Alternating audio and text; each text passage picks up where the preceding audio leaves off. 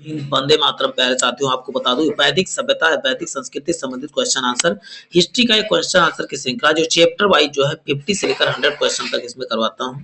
100 question तक शामिल किए जाते हैं और जो प्रीवियस अभी देखो एसएससी सीजीएल यहाँ पर दिख रहा है। अभी देखिए आगे हो सकता है बीपीएससी हो या यूपीएससी। देखिए यूपीपीएससी है, फिर बीपीएससी, यानी कि विभिन्न परीक्षाओं में पूछे गए टॉप क्वेश्चन इसमें शामिल किए जाते हैं। तो वीडियो आप लास्ट तक देखिएगा, आपको बहुत बेहतरीन फायदा मिलने वाला है। यदि आपने हिस्ट्री पढ़ा है तो आपके लिए बहुत जबरदस्त प्रैक्टिस क्वेश्चन आपको मिलने वाले हैं। आप किसी भी परीक्षा की तैयारी, ग्रुप डी से लेकर आईएएस तक की तैयारी कर रहे हैं तो आपके लिए इंपॉर्टेंट साबित होने वाला है। तो एक वीडियो इसका इस श्रृंखला का पहले ही अपलोड है, जिन भाई बहनों ने नहीं देखा है वो चैनल पे विजिट करके जरूर देखें। पहला, प्रारंभिक कार्यों के बारे में निम्न में कथनों में से कौन सा सही नहीं है। कौन सा सही नहीं कहा गया है? पहला है वह मुख्यतः नगरों में निवास करते, वह संस्कृत बोलने वाले थे। सही नहीं है, याद करना है यहाँ पर। वो घुड़सवारी किया करते थे, वो कई झुंडों में भारत पहुंचे थे। तो इसका उत्तर हो जाएगा प्यारे साथियों, कौन सा सही नहीं है। तो वह नगरों में नहीं निवास करते, वो गांवों में निवास करते थे। मुख्यतः ग्रामीण सभ्यता थी और इनका मुख्य जो था कृषि तथा पशुपालन था, मुख्य व्यवसाय। चलते हैं नेक्स्ट क्वेश्चन देखते हैं प्यारे साथियों। नेक्स्ट क्वेश्चन, इनमें से किस फसल का ज्ञान वैदिक लोगों को नहीं था? दिए हुए में देखिए यूपीपी से 2012 में पूछा गया है। चावल का, तंबाकू का, जौ का या गेहूं का? किसका जो है इनको ज्ञान नहीं था? इनको तंबाकू का जो है खेती का इनको ज्ञान नहीं था। किनको? वैदिक सभ्यता। देखिए पहला चैप्टर भी लिखा हुआ कौन से, वैदिक संस्कृति के प्रश्न उत्तर इसमें शामिल किए जा रहे हैं। चलते हैं क्वेश्चन देखिए, इसमें एसएससी के स्टेनोग्राफर में आया हुआ है। किस वेद में सभा को नरिष्ठ अर्थात सामूहिक वाद विवाद या अलंघनीय कहा गया था? किसे, किसमें बात कहा गया था? आलू वाद विवाद या अनुल्लंघनीय कहा गया था? यजुर्वेद में, सामवेद में या अथर्ववेद में या ऋग्वेद में? तो इसका उत्तर प्यारे साथियों क्या हो जाएगा? तो इसका उत्तर बताएंगे अथर्ववेद में बात कहा गया था। कहते हैं वाद विवाद नरिष्ठ अर्थात सामूहिक वाद विवाद या अलंघनीय शब्द का प्रयोग क्या किस वेद में किया गया था? तो बताओगे अथर्ववेद में कहा गया था। ऋग्वेद में कुल कितने मंडल हैं? तो ऋग्वेद में आप क्या बताओगे प्यारे साथियों? पहला 7 है कि 8 है कि 9 क्या 10? तो ऋग्वेद में टोटल कितने? 10 मंडल हैं। अभी मंडलों में क्या क्या उल्लिखित है सबके क्वेश्चन आंसर मिलेंगे आपको। क्वेश्चन देखिए, किस रचना में नारी को सुरा और पासा के साथ 3 प्रमुख बुराइयों में शामिल किया गया? पासा मतलब क्या कहते हैं? जुआ। तीनों को पुरुष की बुराई माना गया है। नारी, सुरा मतलब शराब और पासा यानी जुआ पुरुष को का क्या माना गया है? तो बुराइयां माना गया, प्रमुख 3 बुराई माने गए हैं। तो इसका उत्तर बने मैत्रेयी संहिता में जो है इन तीनों को जो है प्रमुख बुराइयों में शामिल किया गया है। पुरुषों की प्रमुख बुराई कौन सी? तो नारी की, सुरा और पासा यानी कि जुआ, ये तीनों पुरुष की प्रमुख बुराई हैं। गायत्री मंत्र की रचना किसने किया था? गायत्री मंत्र की रचना किसने किया था? पहला है वशिष्ठ ने की, विश्वामित्र ने की, इंद्र ने की, परीक्षित ने? तो गायत्री मंत्र की रचना आप बताएंगे किसने? तो इसका उत्तर हो जाएगा विश्वामित्र ने गायत्री मंत्र की रचना किया था। अवेस्ता और ऋग्वेद में समानता है। अवेस्ता किस क्षेत्र से संबंधित है? तो अवेस्ता आप बताओगे क्या से? तो बताओगे ये जो है ईरान से संबंधित है, यानी ऑप्शन क्या हो जाएगा? उत्तर सी करेक्ट हो जाएगा। जबकि ऋग्वेद यहाँ भारत से संबंधित है। आर्य शब्द का शाब्दिक अर्थ क्या होता है? यज्ञकर्ता, पुरोहित, विद्वान, वीर योद्धा या श्रेष्ठ या कुलीन? तो आर्य शब्द का अर्थ होता है, तो आप बताओगे श्रेष्ठ योद्धा, श्रेष्ठ या कुलीन होता है। आर्य शब्द का मतलब होता है ये चीजें। आप देखिए कई बार पूछा गया बीपीएससी 2013 में, ये प्रीवियस ईयर क्वेश्चन ही है। तो प्यारे बहुत ध्यानपूर्वक इनको वॉच करते रहना आपको। और भी वीडियो चैनल पे बहुत बेहतरीन बेहतरीन वीडियो पड़े हैं, तो उनको भी विजिट करके जरूर देखें। पूर्व वैदिक या ऋग वैदिक संस्कृति का काल किसे माना जाता है? ये देखिए ये एसएससी परीक्षा में पूछा गया है। 1500 से 1000 में, कि 1000 से 600 या 600 से 600 600 ईसा पूर्व, 600 ईस्वी से, या इनमें से कोई नहीं। तो इसका उत्तर हो जाएगा पूर्व या ऋग वैदिक संस्कृति का काल जो होता है 1500 ईसा पूर्व से 1000 ईसा पूर्व। जबकि 1000 से 600 क्या उत्तर वैदिक काल का ये जो है निर्धारण हुआ है 1000 से 600 ईसा पूर्व। चलते उत्तर वैदिक संस्कृति का काल निर्धारण माना जाता है। उत्तर वैदिक अभी बात हुई है प्यारे साथियों, तो उत्तर वैदिक आप बता ही चुका हूं कितना। बी आंसर सही हो जाएगा 1000 ईसा पूर्व से 600 ईसा पूर्व, यानी ऑप्शन बी करेक्ट हो जाएगा।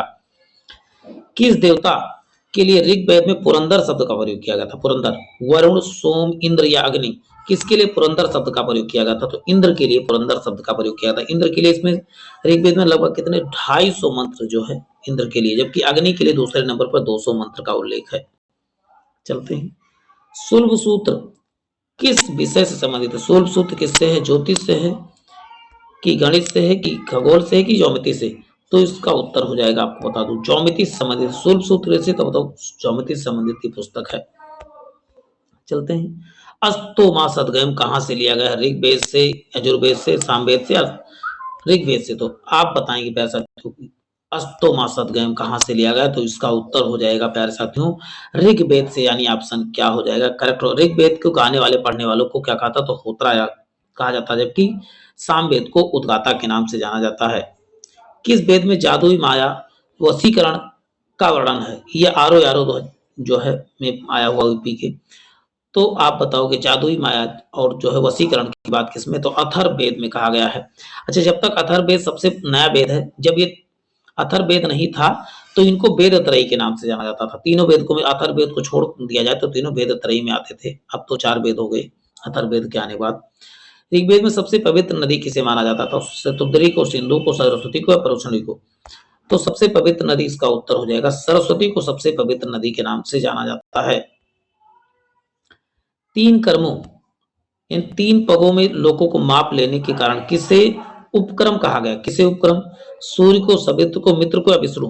तो सभी लोग जानते हैं किसने 3 पगों से पूरी पृथ्वी को नाप लिया था? तो इसका उत्तर बताएंगे विष्णु ने जो है 3 पगों से पूरे पृथ्वी को नाप लिया था, यानी ऑप्शन डी करेक्ट हो जाएगा। बात नेक्स्ट क्वेश्चन है, पुराणों की संख्या कितनी है? एनडीए 2024 में 14 में पूछा गया। 18 है, 19 है, 20 है, 21? तो पुराणों की संख्या आप बताओगे प्यारे साथियों कितनी है? तो इसका उत्तर हो जाएगा 18 पुराण हैं प्रेजेंट टाइम में, लेकिन वैसे 12 ही उपलब्ध हैं। वैदिक धर्म का मुख्य लक्षण इनमें से किसकी उपासना था? वैदिक सभ्यता, त्रिमूर्ति की, प्रकृति की, पशुपति की, देवी माता की? किसकी? तो आप बताओगे यहाँ पर प्रकृति की पूजा करते थे। कौन? वैदिक आर्य लोग किसकी पूजा? तो प्रकृति की पूजा करते थे, यानी ऑप्शन बी करेक्ट हो जाएगा। निम्नलिखित में से वह दस्तकारी कौन सी है जो आय द्वारा व्यवहार में नहीं लाई जाती है? आय द्वारा व्यवहार में नहीं लाई जाती, कौन सी दस्तकारी है? आभूषण, बढ़ईगिरी, लोहार या ब्रह्मांड है? पॉटरी, कौन सा ऐसा है? तो बताओगे। तो इसका उत्तर हो जाएगा लोहारगिरी जो है उस समय जो है प्रचलित नहीं थी, किसमें? तो बताओगे वैदिक संस्कृति। तो यानी ऑप्शन, जो आय का कोई साधन उस समय नहीं हुआ करता था। आदि काव्य की संज्ञा किसे दी गई है? तो आदि काव्य की संख्या आप बताओगे। महाभारत को क्या आदि काव्य की संज्ञा दी गई, यानी ऑप्शन क्या? या आदि काव्य लिखा गया तो इसमें महाभारत, हाँ ठीक है। आदि काव्य किसे आप बताओगे? रामायण को। लेकिन आदि ग्रंथ जब कहा जाएगा, आदि ग्रंथ जब कहा जाएगा तो आप बताओगे महाभारत को आदि ग्रंथ और इसे आदि, रामायण को आदि काव्य। दोनों में अंतर है, थोड़ा सा अंतर है, दोनों आप समझ लें। निम्नलिखित में से मूलतः जल या समुद्र का देवता के नाम से किसे जाना जाता है? जल व समुद्र का देवता, वरुण को, मित्र को, इंद्र को या नासत्य या अश्विनी को? देखिए वर्षा का देवता इंद्र है, लेकिन यदि आप बताएगा समुद्र व जल का देवता तो आप बताओ वरुण ही बताना है, ऑप्शन ए करेक्ट हो जाएगा। पतंजलि कौन थे? तो पहला उत्तर है माध्यमिक संप्रदाय के दार्शनिक, पाणिनि और संस्कृत व्याकरण के, योगाचार संप्रदाय के दार्शनिक या आयुर्वेद या पुस्तक के लेखक? तो इसका उत्तर पे साथियों क्या हो जाएगा? आप बताएंगे बी करेक्ट हो जाएगा। पाणिनि के संस्कृति व्याकरण यानी अष्टाध्यायी का टीकाकार किसने लिखा था? बताओ पतंजलि थे। चलते हैं नेक्स्ट देखते हैं प्यारे साथियों। उत्तर वैदिक काल में वेद विरोधी और ब्राह्मण विरोधी धार्मिक अध्यापकों को किस नाम से जाना जाता था? तो इसका उत्तर श्रमण के नाम से जाना था। वेद विरोधी और ब्राह्मण विरोधी जो है अध्यापकों को श्रमण के नाम से जाने, यहाँ ऑप्शन क्या हो जाएगा? आप बताओगे सी करेक्ट हो जाएगा।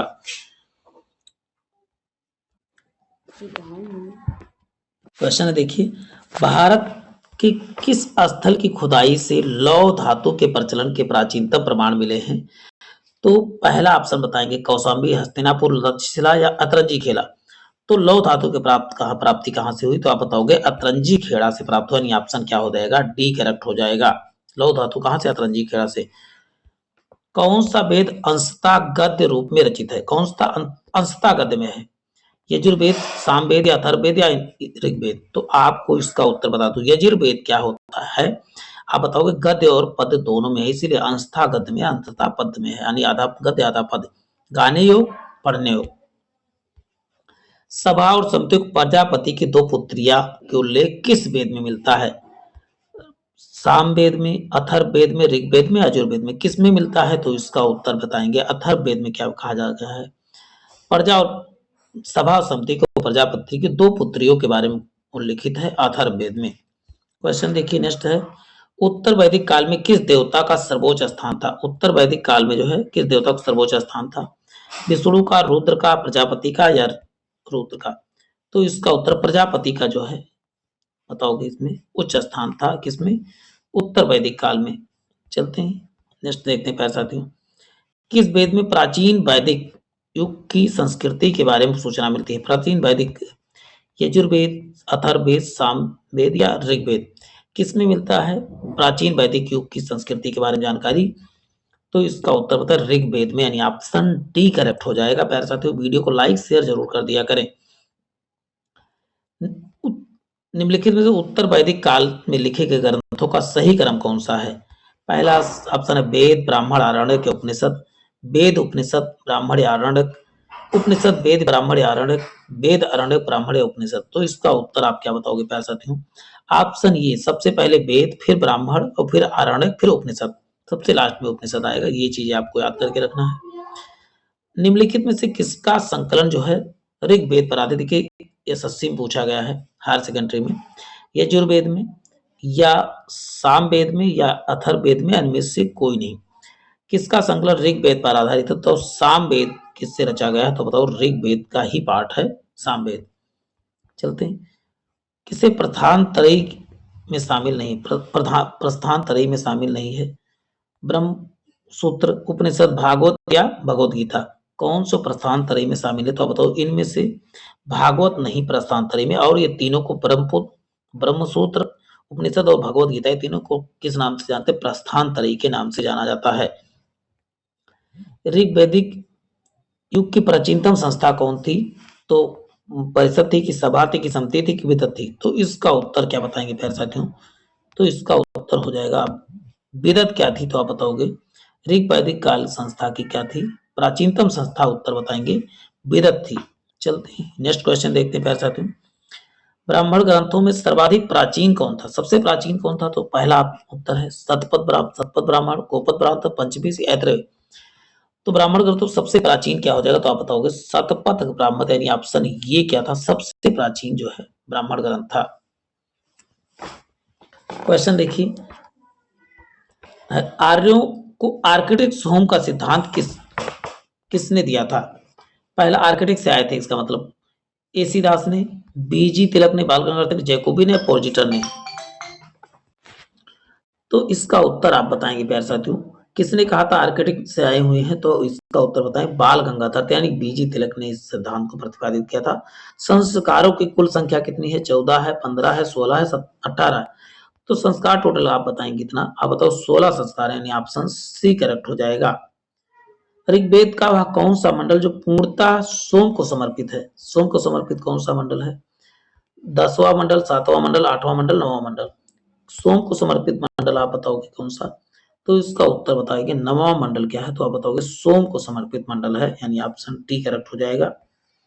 प्रसिद्ध 10 राजाओं का युद्ध, यानी 10 राग युद्ध किसके तट पर लड़ा गया था? पुरुषणी के, गंगा के, ब्रह्मपुत्र के या कावेरी, किसके तट पे लड़ा गया था? तो इसका उत्तर बताएंगे आप। और सुनी तक के तट पे क्या लड़ा गया था? तो आप बताओगे 10 राजाओं का युद्ध लड़ा गया था। परोसनी ही क्या है? रावी है, अब रावी के नाम से। गोत्र व्यवस्था का प्रचलन कब आया था? गोत्र व्यवस्था कब आया था? ऋग्वैदिक काल में, उत्तर वैदिक, महाकाव्य या सूत्र काल में?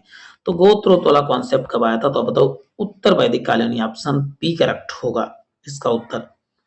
चलते हैं नेक्स्ट क्वेश्चन देखते हैं। भारत, क्वेश्चन का आंसर साथ साथ कमेंट बॉक्स में देते रहें। भारत के राज्य चिन्ह में प्रयुक्त होने वाला सत्यमेव जयते किस उपनिषद से? सत्यमेव जयते कहां से लिया गया? तो आप बताओ मुंडक उपनिषद, यानी ऑप्शन सी करेक्ट होगा इसका आंसर। ऋग्वैदिक आर्यों का मुख्य व्यवसाय क्या था? शिक्षा था, व्यवसाय था, कृषि था या पशुपालन था? तो इसका उत्तर हो जाएगा मुख्य व्यवसाय क्या था? तो बताओ पशुपालन था। दूसरे नंबर पे कृषि कहा जाता था।